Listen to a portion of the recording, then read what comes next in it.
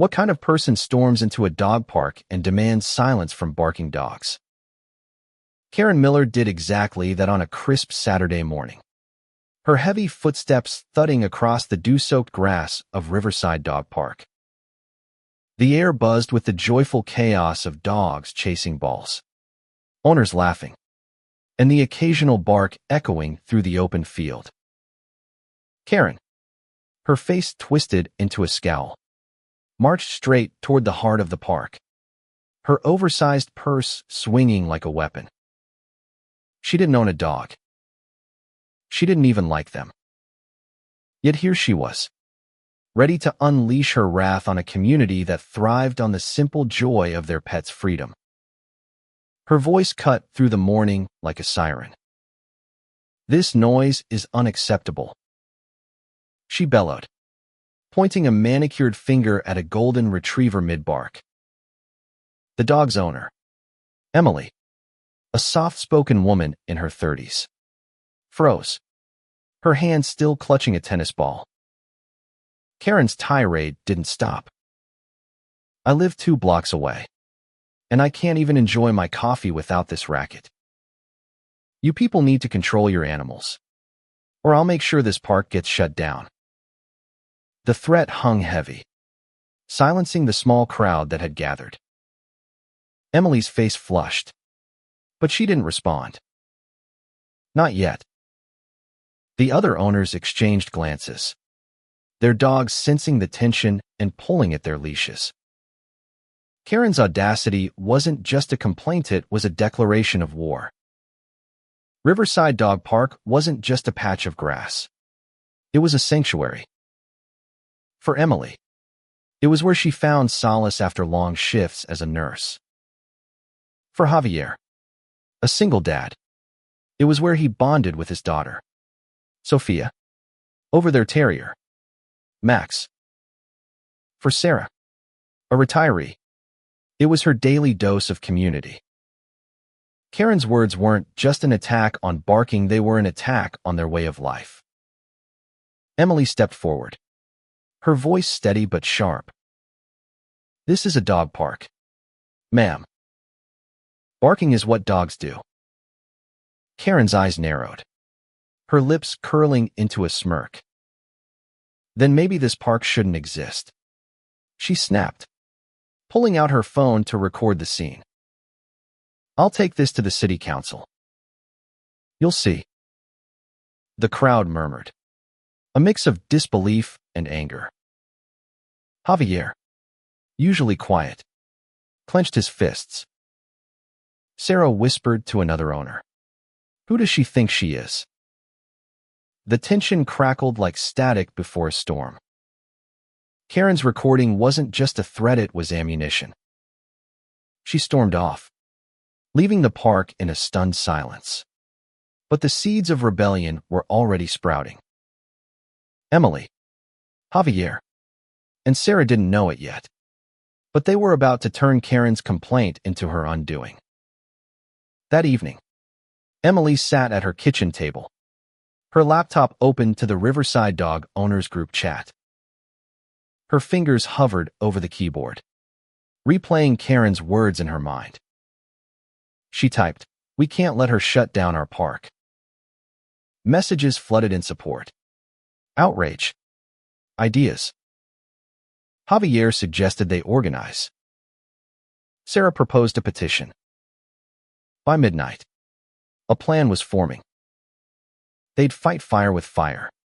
Not with shouting matches, but with something Karen couldn't ignore: unity. The next morning, the group met at the park. A dozen owners strong, their dogs wagging tails in blissful ignorance. They drafted a petition to protect the park, citing its community benefits and safety record. Emily, who'd never led anything before, found herself at the forefront, her quiet strength galvanizing the group. They knocked on doors, shared posts online, and gathered signatures faster than Karen could type another complaint. But Karen wasn't idle. She'd already filed a formal grievance with the city. exaggerating the noise and claiming the park was a public nuisance. Her social media posts painted her as a victim, a lone resident tormented by feral dogs. The dog owners saw through her lies. But the city's response was a cold email. A hearing was scheduled in 2 weeks. The park's fate hung in the balance, and Karen's smugness only grew. She showed up at the park again, this time with a clipboard, noting violations like unleashed dogs perfectly legal in a dog park. Her presence was a taunt, her voice dripping with condescension.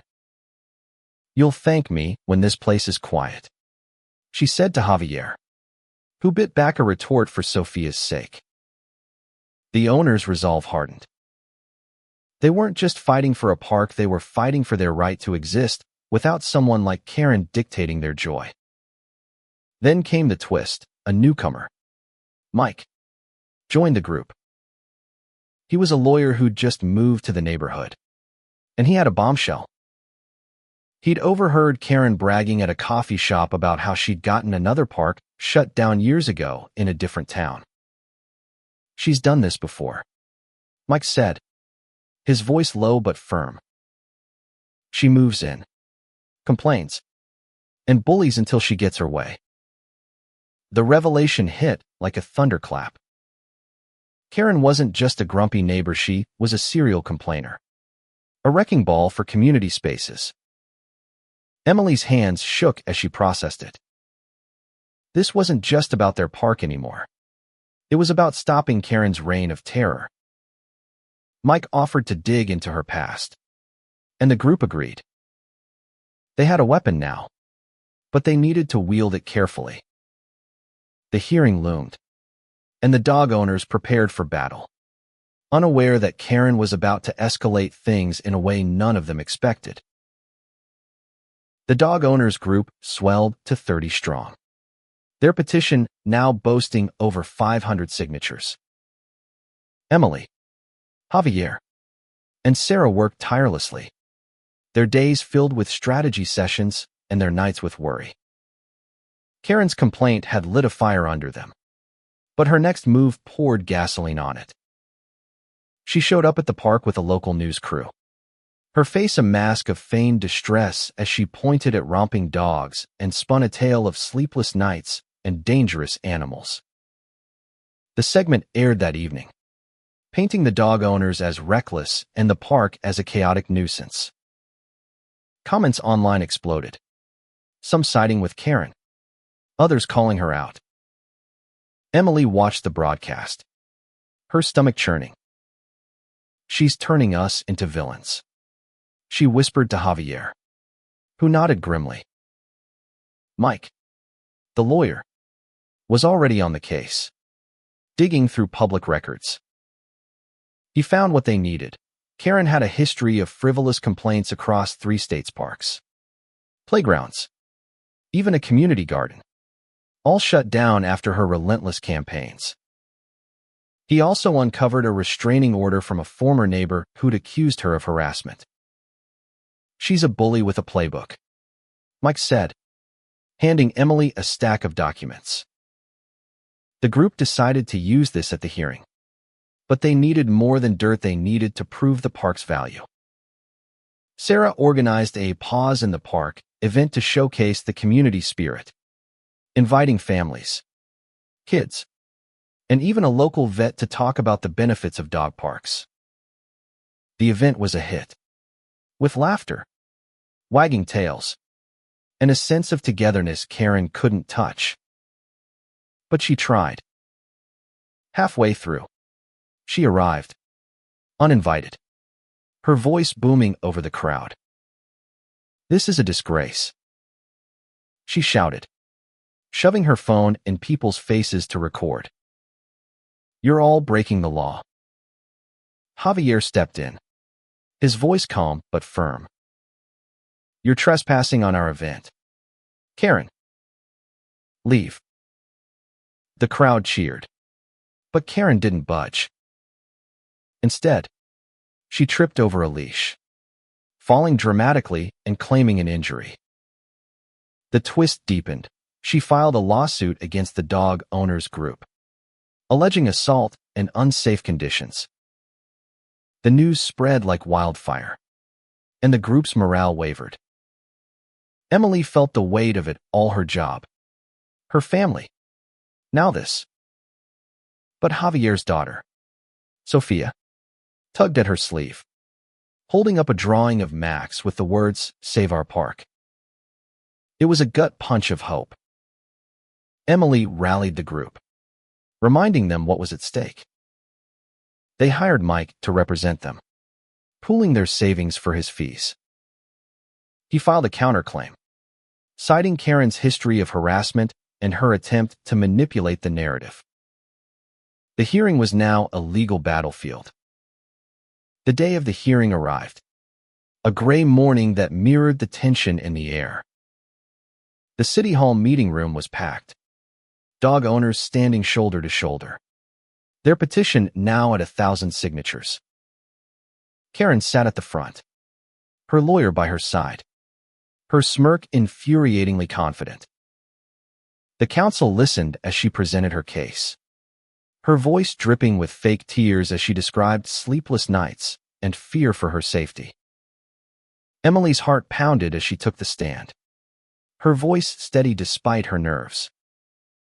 She spoke of the park's role in their lives, the community it built, the joy it brought. Javier followed, sharing how the park helped him connect with Sophia. Sarah, her voice cracking, spoke of losing her husband and finding purpose in the park's daily routine. The counsel's faces softened, but Karen's lawyer was ruthless, painting the owners as negligent and the park as a liability. Then Mike stood, his documents in hand. He laid out Karen's history: every complaint, every shutdown, every lie. The room gasped as he revealed the restraining order. Karen's face reddened, her composure cracking. "Those are lies," she shouted, but the counsel wasn't buying it. The tide was turning, but the battle wasn't over. Karen's lawsuit still loomed, and she had one last card to play. Karen's final move was a masterclass in desperation. She stood before the counsel, clutching a doctor's note claiming her fall at the park caused a sprained ankle, demanding not just the park's closure but compensation. Her lawyer waved the note like a flag, accusing the dog owners of negligence. The room tensed, the dog owners' unity tested as whispers of doubt crept in. Could they lose everything over a lie? Emily's hands shook, but Mike leaned over, whispering, "We've got this." He presented security footage from the park's lone camera, showing Karen's fall was nothing more than a staged stumble. The counsel's eyebrows raised, and Karen's smirk faltered. Mike didn't stop there. He called a witness, a barista from the coffee shop where Karen had bragged about her past victories. The young woman, nervous but resolute, recounted Karen's boasts about shutting down parks for profit. The room erupted in murmurs, and Karen's lawyer scrambled to object. The council chair, a stern woman with no patience for theatrics, silenced him. The truth was out. Karen wasn't a victim. She was a predator. The hearing turned decisively.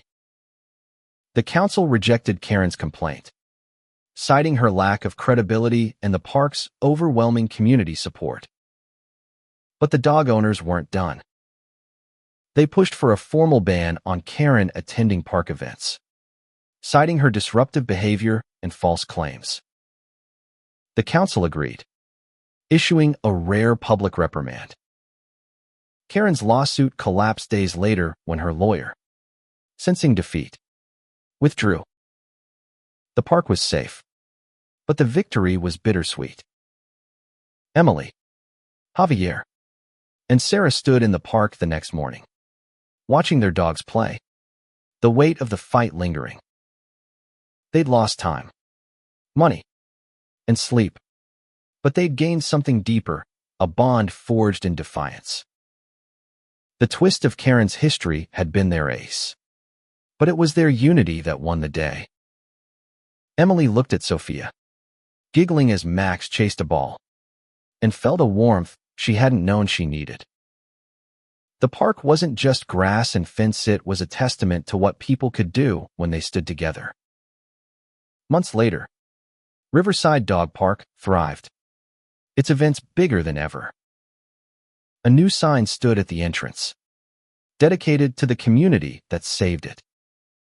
Karen was nowhere to be seen, her name a cautionary tale whispered among newcomers. Emily, now a reluctant leader, organized a yearly pause in the park festival, drawing families from across the city. Javier found courage to speak up more, inspired by Sophia's pride in him. Sarah, her grief softened, adopted a second dog to keep her company. The park became more than a place, it became a symbol of resilience. A reminder that even the loudest complaints could be drowned out by the quiet strength of a community united. And somewhere, Karen was likely plotting her next battle. But Riverside was ready. They'd faced her once, and they'd do it again, with their dogs barking proudly in the background.